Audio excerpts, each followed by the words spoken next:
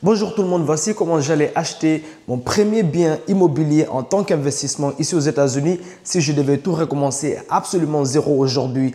D'accord, j'allais le faire beaucoup plus simple et avec très peu d'argent. Et même si je travaille chez Amazon, mon nom c'est Mamadou Lamine Diallo, investisseur temps plein ici aux États-Unis, la famille. J'ai commencé par des stratégies où je trouve des maisons, je les rénove, je les vends sur le marché. Aujourd'hui, ma compagnie trouve des terrains et on construit des maisons pour vendre pour du profit et on construit, d'accord, des appartements pour garder en tant que bien locatif à Georgia et à Texas. Alors, si je recommençais aujourd'hui à absolument zéro, comment j'allais le faire d'une manière beaucoup plus simple et beaucoup plus facile? Moi, j'ai commencé avec la manière la plus dure. D'ailleurs, la famille, abonnez-vous sur la chaîne. J'ai remarqué, d'accord, sur les données derrière que la plupart des gens qui viennent ici et qui consomment les contenus, malgré qu'ils ont de la valeur via les contenus qu'ils consomment sur ma chaîne, ils ne s'abonnent pas. S'il vous plaît, abonnez-vous sur la chaîne, aimez les vidéos et laissez un commentaire. Alors, si je revenais aujourd'hui et j'ai recommencé tout à zéro, il y a 6 ans de cela ici aux États-Unis, même si je travaille chez Amazon, même si je fais des livraisons, comment est-ce que j'allais acheter mon premier bien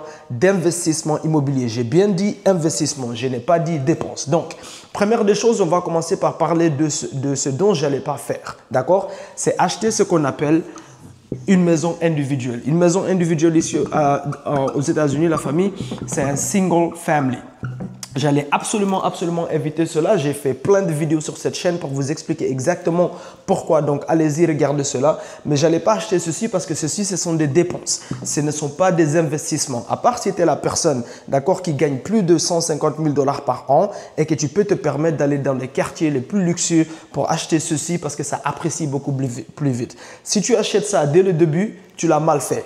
Et je te le dis parce que j'ai fait la même erreur. Au début, je ne savais pas mieux. D'accord? Donc, ce n'est pas ce que j'allais faire. Parce que ceci, c'est des dépenses. Par définition, un investissement, c'est quelque chose qui te ramène de l'argent dans la poche, pas qui fait que prendre de l'argent de ta poche pendant 15 ans, 20 ans, 30 ans. D'accord?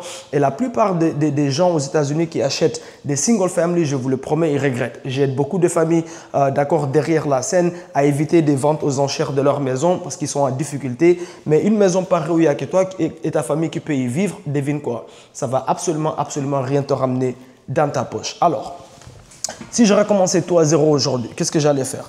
Première des choses, d'accord, j'allais commencer par un bien où je vais habiter moi, mais ça va aussi être un investissement. Pourquoi où je vais habiter moi? Parce qu'aux États-Unis, si tu pars prendre du financement et que tu dis que tu vas y vivre, ça veut dire ton adresse principale, d'accord? Ton adresse principale va être, d'accord, dans cette location-là, eh ben, tu as accès à ce qu'on appelle, d'accord, le financement gouvernemental qu'on appelle FHA. FHA ici aux États-Unis, c'est un des meilleurs financements, d'accord? C'est juste que 99% des gens l'utilisent mal. C'est quoi FHA? Non seulement c'est le financement le plus simple à se qualifier pour, le plus facile, ils ont le moins de restrictions et le moins de demandes. Pourquoi? Parce que c'est un financement qui est garanti par qui? Qui est garanti par un bureau gouvernemental qu'on appelle HUD. Quand je dis garantie, bien sûr, les gens ici aux États-Unis qui vont te donner le financement, c'est qui? Ce sont les banques. Mais avec celle-ci, d'accord, c'est le HUD ici, c'est le gouvernement qui garantit à la banque comme quoi si moi, Mamadou, je viens chez eux, d'accord, à la banque, Chase, Bank of America, Wells Fargo, peu importe, et je prends le financement FHA ici, non seulement ils vont me financer 97%, d'accord, de l'achat du bien que je vais acheter, ça c'est la première des choses. Deuxième des choses, ils ont même un programme que si je veux, d'accord, ils vont financer 100% ou moi je ramène absolument 0% à part peut-être juste pour payer les avocats pour les clôtures. D'accord? Ça peut varier entre 5 000 à 10 000 $ dépendant de l'état où tu es. D'accord? Et puisque c'est garanti par le gouvernement, ça veut dire quoi? La banque savent que si moi, Mamadou, je prends ce financement ici, j'achète mon bien, d'accord? Et je sais pas moi, quelque chose m'arrive plus tard, que ce soit un décès, que je perds mon boulot, des difficultés, peu importe, je tombe malade, peu importe, d'accord, des choses arrivent dans la vie et que j'arrive plus à payer Chase ou Bank of America ou Wells Fargo, d'accord? Qu'est-ce qui va se passer? C'est que HUD ici, ils vont récupérer la maison, oui, ça c'est vrai, mais eux, ils garantissent de payer, par exemple ici on va dire Chase, ils garantissent de payer Chase leur argent. Donc, Chase ne perd rien du tout. C'est pour ça que si tu vas chez Chase, tu dis que tu veux prendre un FHA, devine quoi? Tu peux te qualifier à partir de 590 credit score. Si vous ne savez pas c'est quoi le credit score ici aux États-Unis, d'accord, allez-y regarder ma vidéo où je parle de crédit, d'accord, où je parle de l'importance du crédit aux États-Unis. Sans le crédit aux États-Unis, tu n'as pas accès au financement, tu n'as pas accès, d'accord, même louer un appartement ici, c'est difficile, tu n'as pas accès au achat de voiture. C'est comme ça que le pays ici, il fonctionne. Le crédit est censé te donner une opportunité très, très facile d'avoir accès à des financements très, très faciles pour que tu puisses investir sur tes rêves. La plupart des gens, on l'utilise mal. Je vous promets, la famille, tout ce que je vous dis ici, même moi, je ne le savais pas au début, je l'ai fait de la manière la plus dure. Ça m'a pris 8 mois pour acheter ma première maison parce que je ne connaissais pas tout ça. Ça allait me prendre maximum 30 à 60 jours pour acheter ma première maison. Donc ça, c'est la première des choses. Donc je vais aller chez FHA. Pourquoi? Parce que c'est une dette garantie par le gouvernement. FHA ici, d'accord, c'est tous les termes que je vais utiliser ici, la famille, j'aimerais bien, d'accord, que vous preniez des notes. D'accord, prenez des notes. Je ne suis pas ici pour vous divertir, je ne suis pas ici pour vous motiver. Ceci est de l'information. Je sais que la plupart des gens n'aiment pas regarder des vidéos de plus de 2 minutes parce que TikTok a complètement détruit notre attention. Mais je vous promets, regardez jusqu'à la fin et tous les termes anglophones que j'utilise ici, si vous ne parlez pas anglais, écrivez le terme et allez-y le rechercher. Utilisez Google ou bien utilisez ChatGPT, mais allez-y rechercher ce que le terme il veut dire. D'accord? Donc, FHA veut dire Federal. Donc, c'est Federal Administration Housing. C'est ça que cela veut dire. C'est un financement qui a été créé pour les personnes qui veulent acheter techniquement leur maison la première fois. C'est quoi la première fois? Même si tu as déjà acheté une maison auparavant, mais tu n'as pas pris FHA, si tu vas acheter une maison avec FHA, d'accord, devine quoi? Pour eux, ils considèrent que c'est la première fois. Pourquoi? Parce que c'est la première fois que tu fais une demande pour le financement FHA. Et comme je dis, puisque c'est garanti par le gouvernement à la banque sont moins strictes pour donner ce financement ici. Beaucoup de gens ne savent pas que tu peux utiliser ce financement ici pour acheter ton investissement au lieu d'acheter une maison, d'accord, qui ne va rien te servir du tout, qui ne va pas te ramener de l'argent aujourd'hui et qui ne va pas te ramener de l'argent demain. Donc, ici aux États-Unis, quelque chose à savoir, d'accord? Quelque chose à savoir, c'est que si vous achetez 2 étages, d'accord, 2 étages, jusque 4 étages, d'accord, qu'on appelle un fourplex. Jusque 4 étages ici aux États-Unis, c'est considéré. Donc, 2 étages jusque 4 étages, c'est considéré comme single family. C'est considéré comme quoi? Comme single family. Donc, vous pouvez aller à n'importe quelle banque, d'accord, avec un credit score de 590. D'accord, vous pouvez avoir, quand je dis 590, je suis désolé la famille, j'ai grandi en Belgique. Quand je dis 90, ça veut dire 90 pour les francophones, d'accord? Donc, vous pouvez aller à partir de 590 credit score, ok? Vous qualifiez pour cette dette. Non seulement vous qualifiez pour, ce financement ici pour acheter, d'accord, une maison à 2 étages ou bien 4 étages, vous vivez sur un étage et vous faites louer les 3 autres étages ou bien vous vivez sur un étage, faites louer l'autre étage. Alors, je sais déjà ce que la plupart des gens vont me dire. Ouais, mais Mamadou, les duplex ou bien les fourplex sont difficiles à trouver, bla bla bla bla bla. Première des choses, si tu es à New York, c'est pas difficile de trouver, il y en a partout. Deuxième des choses, d'accord, c'est que les diamants et l'or, c'est rare et difficile à trouver parce que c'est précieux. C'est la même chose avec ceci. La plupart des gens qui veulent acheter leur premier bien ou vivre, d'accord, leur premier bien immobilier, on prend des décisions émotionnelles. C'est quoi une décision émotionnelle? Une décision émotionnelle, c'est juste, je veux juste acheter une maison. Je suis excité d'acheter une maison et d'aller au mariage et me vanter comme quoi ma maison m'appartient. D'accord? Peut-être que c'est une pression culturelle, j'en sais rien du tout, mais c'est une décision émotionnelle. Et du coup, au lieu de prendre notre temps et de faire des recherches, d'accord, et d'essayer de trouver, d'accord, des duplex ou bien fourplex, surtout une fois qu'on a l'information, on est trop pressé. On veut acheter en 30 jours, en 60 jours. Non, parfois ça va te prendre 90 jours de recherche et je vais faire toute une autre vidéo où, d'accord, je vais vous montrer comment vous devez parler, comment trouver un agent commercial à travailler avec, comment faire la recherche de marché.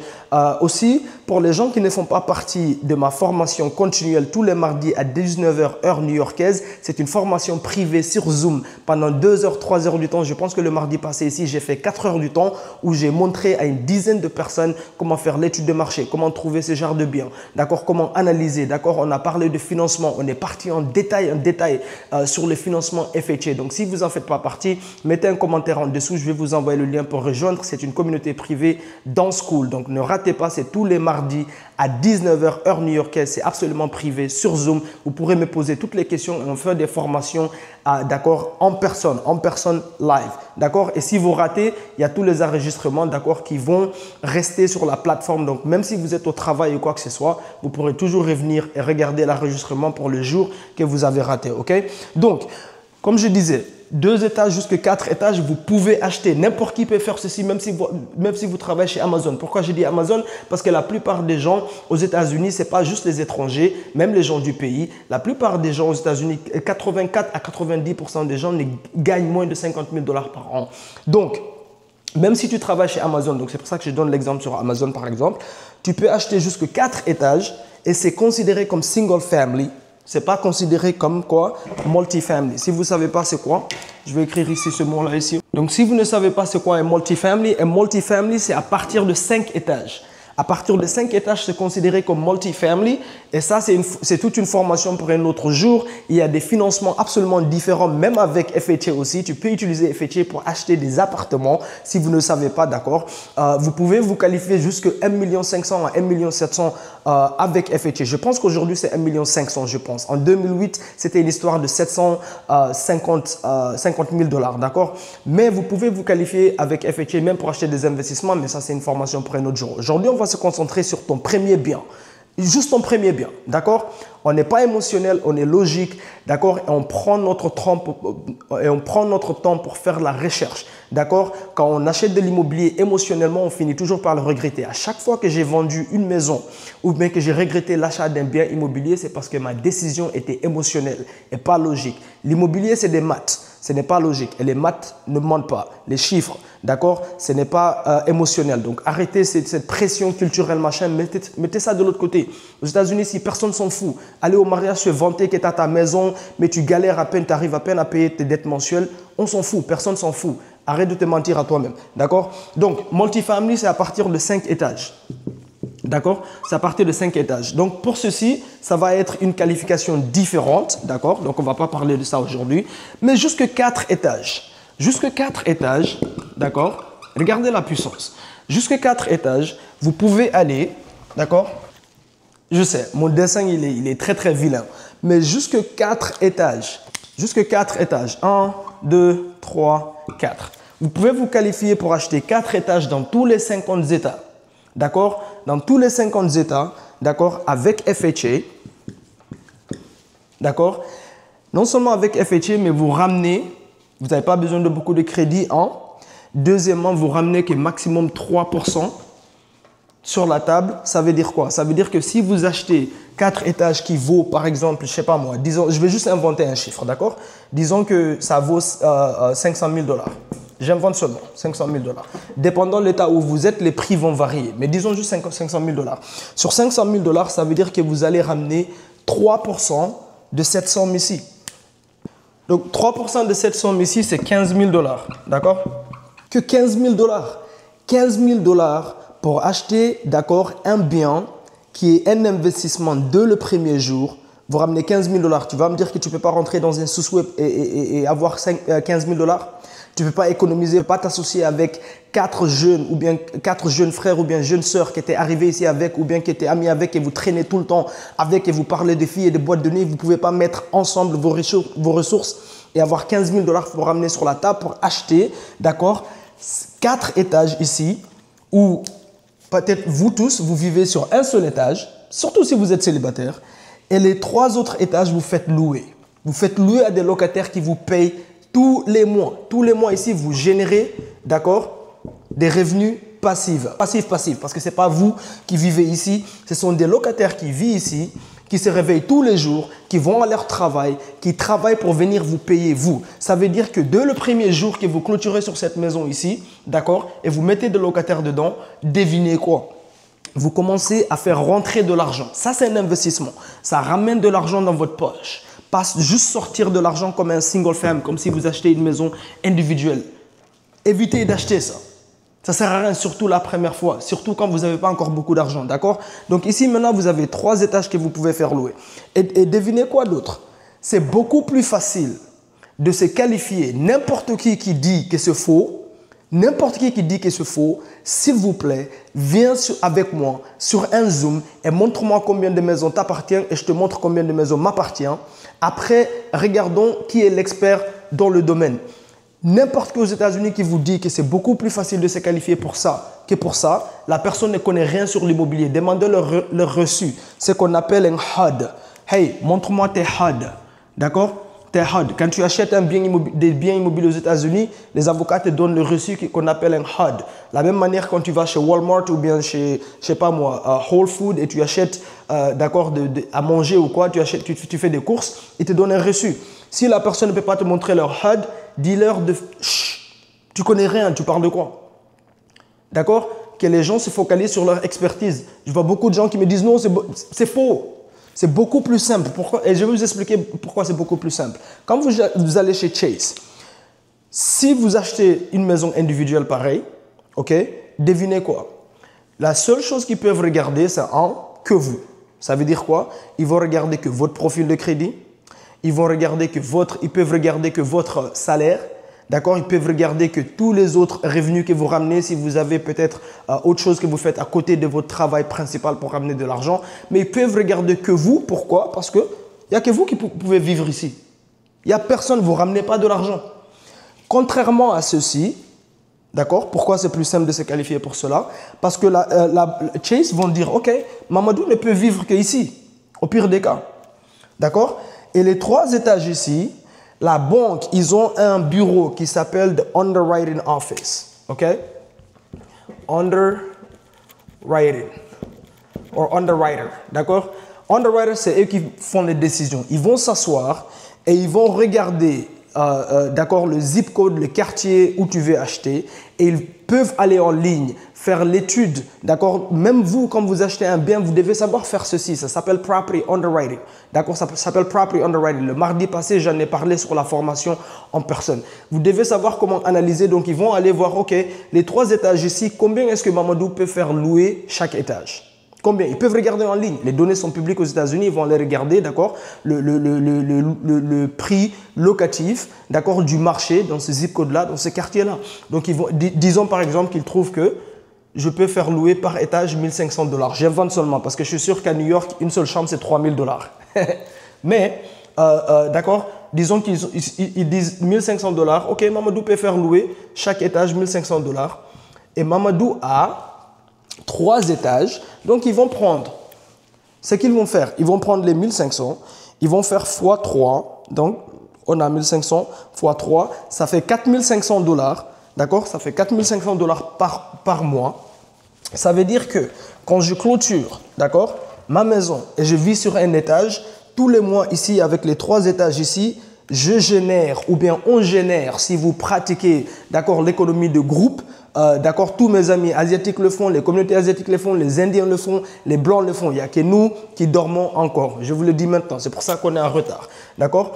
Maintenant, tu génères 4 500 $ par mois, d'accord, avec 3 étages. Avec 3 étages. Qu'est-ce qu'ils vont faire? Ils vont regarder le salaire de la personne qui montre son crédit et son salaire. Imagine par exemple, tu gagnes, je sais pas moi, 45 000 $ par an, d'accord, ou bien 25 000 $ par an, peu importe, d'accord. Ce qu'ils vont faire, si tu prends les 4 500 $ ici, ils vont les multiplier par 12. Ils vont les multiplier par 12. Pourquoi 12? Parce qu'il y a 12 mois dans l'année. Ils vont dire, OK, Mamadou ici génère 4 500 $ avec les 3 étages et Mamadou va sûrement faire louer ça pendant au moins 12 mois parce qu'il y a 12 mois dans l'année. Ils vont multiplier les 4 500 par 12. Ça va leur donner 54 000 $, c'est ce que j'ai ici, d'accord? Donc, ils vont prendre le total ici, les 54 000 $ ici, ils vont faire fois 75%, boum, d'accord?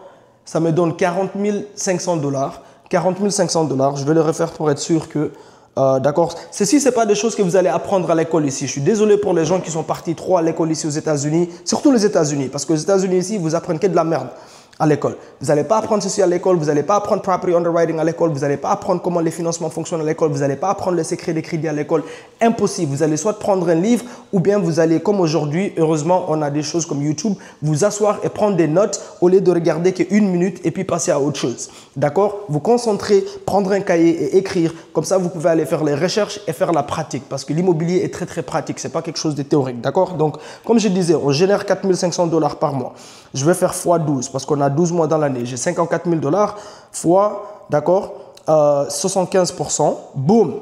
Ils vont prendre 40 500 $ la famille. Ils vont prendre 40 500 $. 40 000, d'accord? 40 000, on va utiliser noir.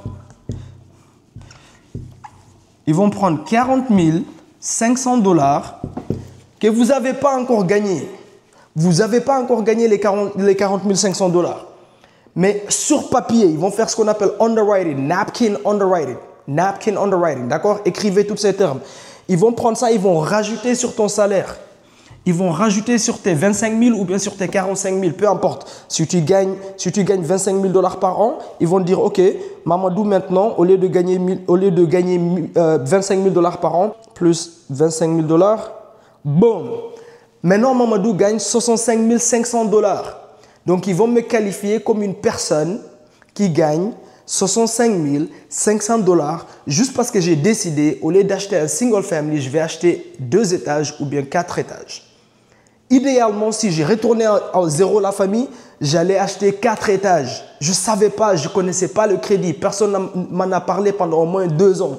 Personne ne m'a dit qu'il y a des trucs comme FHA où je peux aller me qualifier, acheter la maison où je vais vivre, mais en même temps transformer ça en tant que bien locatif et investissement dès le premier jour et commencer déjà à apprendre comment être proprio d'une maison, comment mettre un lease professionnel sur place, comment collecter les revenus locatifs, comment mettre de l'argent de côté pour en cas s'il y a des réparations, comment faire des recherches de marché, comment savoir quels sont les meilleurs quartiers, comment parler, faire une interview avec les agents commerciaux pour être sûr que je travaille avec quelqu'un qui est compétent. C'est quoi un loan officer? C'est quoi un mortgage broker? Je ne savais pas tout ça. Personne ne me l'a expliqué. Personne ne me l'a expliqué.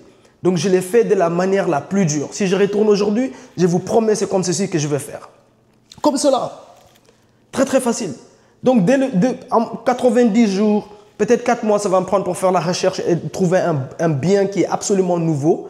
Passer par un financement gouvernemental où il y a très peu de critères. Non, by the way, ils ont même des programmes dans les FHA que si vous appliquez pour ces programmes-là, c'est le gouvernement même qui va payer même votre apôtre. Ça veut dire que même les 15 000, vous ne devez pas les ramener sur place, mais malgré que je ne conseille pas cela. Si vous ne savez pas économiser, même si c'est 15 000 à 30 000 $ de côté avant d'acheter un bien pareil, n'achetez pas, vous ne méritez pas d'acheter une maison. On doit d'abord être financièrement discipliné et je vous l'ai dit personnellement, avec toutes les erreurs que j'ai commises. D'accord? Avec toutes les erreurs que j'ai commises dans l'immobilier, vous ne devez pas commettre les mêmes erreurs. Si vous ne savez pas vous associer avec des gens ou bien par vous-même économiser au moins, sincèrement, si je devais donner conseil à quelqu'un, connaissant ce que je connais aujourd'hui, je vais leur dire, n'achète pas une maison jusqu'à ce que tu aies économisé, même une maison pareille, n'achète pas jusqu'à ce que tu aies économisé au moins 30 000 $ de ton propre argent. Parce que comme ça montre que tu es financièrement discipliné.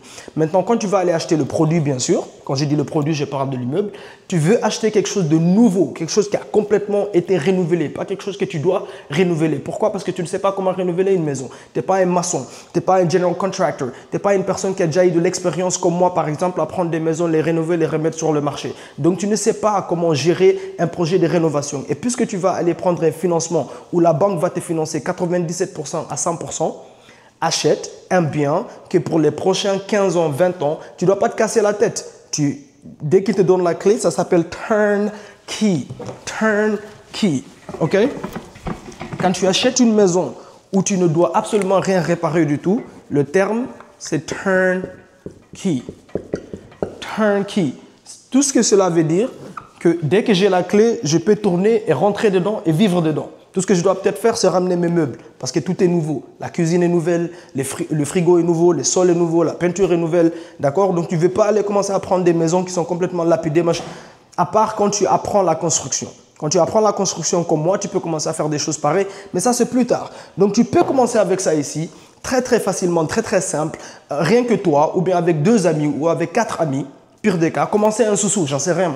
D'accord? Vous faites ceci et maintenant, une fois que vous clôturez sur ça, maintenant vous allez devoir apprendre comment faire ce qu'on appelle property management. Vous allez devoir apprendre ce qu'on appelle property management. OK?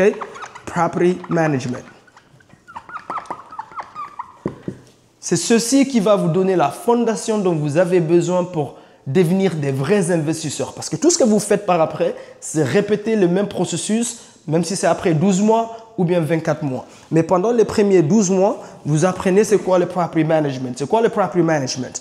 Même si vous faites louer à votre mère et que votre mère ou bien votre père ou bien votre oncle ne vous paye pas de loyer, d'accord, ou bien que c'est vous-même qui allez y habiter, vous devez structurer, d'accord, la location d'une manière professionnelle parce que vous aurez besoin plus tard, quand vous voulez racheter plus de biens, racheter un autre 4 étages ou un autre 2 étages, jusqu'à ce que vous ayez 4 ou bien 5 ou bien 6, d'accord? Vous allez devoir aller, quand vous allez à la banque pour avoir les financements pour les prochains investissements, ils vont vous demander votre expérience dans le property management. Et si vous utilisez les 3 étages ici, vous structurez bien votre liste, au lieu de dire à votre oncle ou bien votre ami ou quoi de vivre là-bas et vous payez tout cash et vous n'avez même pas une documentation signée comme quoi la personne habite là-bas qu'on appelle un lease, c'est une mauvaise manière de faire la chose. Parce que maintenant, vous n'avez rien à montrer à la banque quand vous allez à la banque plus tard pour prendre un financement pour acheter une autre. Donc, structurez-les d'une manière professionnelle. Structurez pas ça comme ça. Ce n'est pas de la charité, ça. C'est un business. Si vous voulez faire de la charité, vous allez à l'église ou bien à la mosquée. Votre maison, c'est un business. Donc, vous mettez un lease en place. D'accord, la personne vous paye professionnellement. Il y a des applications à utiliser pour collecter, d'accord, tout ce qui est paiement locatif. Comme ça, si plus tard vous allez à la banque, ils vont vous demander ce qu'on appelle votre rent roll. Ils vont dire, OK, tu veux racheter une autre maison? OK, tu as déjà géré un bien locatif par avant? Oui, j'ai de l'expérience, j'ai déjà géré un fourplex ou bien un duplex. Boum, ils vont te dire, montre-nous tes rent rolls. D'accord, ton rent roll. Donc, ils vont te demander ton rent roll, ils vont sûrement te demander ton lease ou bien des choses pareilles. Dépendant quel genre de financement, bien sûr, tu prends, mais ça va t'aider à te qualifier plus facilement et beaucoup plus vite, d'accord? Et tu auras beaucoup plus d'options si tu structures tes choses professionnellement. Vous comprenez la famille? Et ceci, d'accord, ça s'appelle, je vais vous donner le mot que vous n'allez pas apprendre à l'école comme je vous dis, d'accord? Il y a beaucoup de gens qui me contactent qui disent, Mamadou, est-ce que je devrais aller à l'école pour apprendre l'immobilier, machin? Tu ne vas jamais aller à l'école ici aux États-Unis et apprendre à investir dans l'immobilier. Je te le dis maintenant. La seule chose que l'école va t'apprendre, c'est aller acheter une maison individuelle, te mettre dans des dettes, des mauvaises dettes pendant 35 ans, 40 ans, 50 ans, et c'est tout. Et aller travailler comme un esclave pour je sais pas moi, Amazon. Ils ne vont pas t'apprendre ces choses. C'est impossible que tu apprennes ça à l'école. Impossible. Je te le promets. Donc ça ne sert à rien, ne perds pas ton temps. D'accord? Cette stratégie, la famille, ça s'appelle ici aux États-Unis house hacking. House hacking. House hacking. House hacking. Je veux que vous écrivez ces termes et vous recherchez aussi le terme.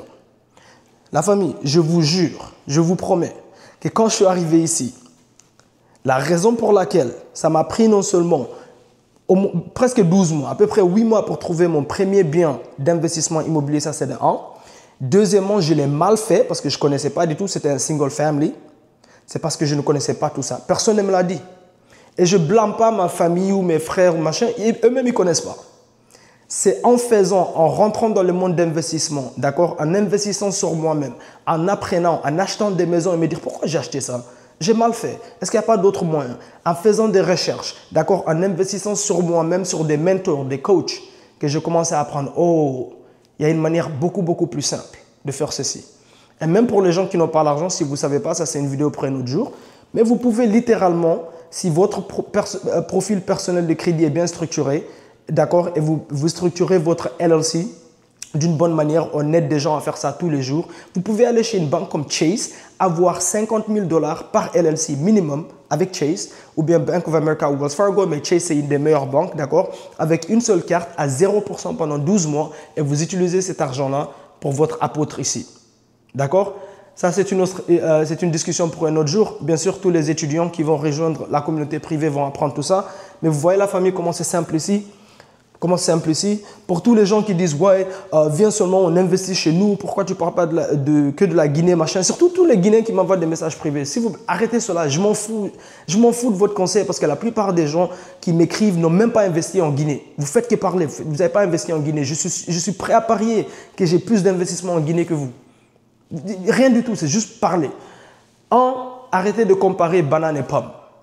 Quand on parle du marché immobilier américain, on parle d'un des meilleurs marchés immobiliers au monde. Ça, c'est la première des choses.